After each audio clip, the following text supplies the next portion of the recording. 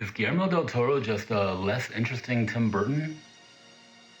This week, we're reviewing the much anticipated adaptation of Frankenstein, written and directed by Guillermo del Toro and adapted from Mary Shelley's classic novel, streaming on Netflix today.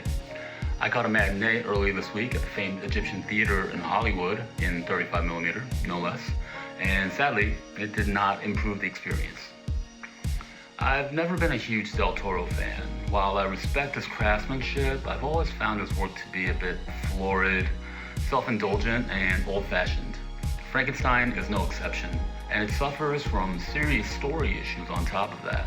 The biggest problem for me was splitting the narrative in two.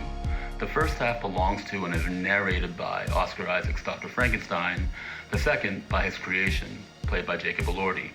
Unfortunately, part one drags. It's melodramatic and overlong, with Oscar Isaac's Frankenstein rendered almost irredeemably unlikable. Do you know how hard it is to make Oscar Isaac unlikable? By the time we reach the stronger second half, my patience had run thin. Jacob Elordi brings nuance to the monster, and his performance is mostly successful, but the movie around him does him no favors.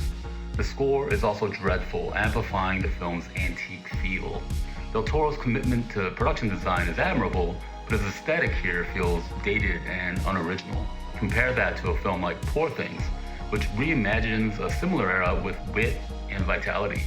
Finally, the ending, where Del Toro strives for emotional and narrative resolution, feels unearned due to Dr. Frankenstein's lack of character development throughout the film. I did enjoy Christoph Waltz as Frankenstein's benefactor and even laughed at a few sharp lines early on, but for most of its runtime, Frankenstein collapses under the weight of its own self-importance. My main takeaway, Del Toro really hated his father. That's basically the subtext of the entire film and alluded to in his recorded introduction. My rating, 4 out of 10, my lowest yet, and a firm recommendation to find something else to stream on Netflix.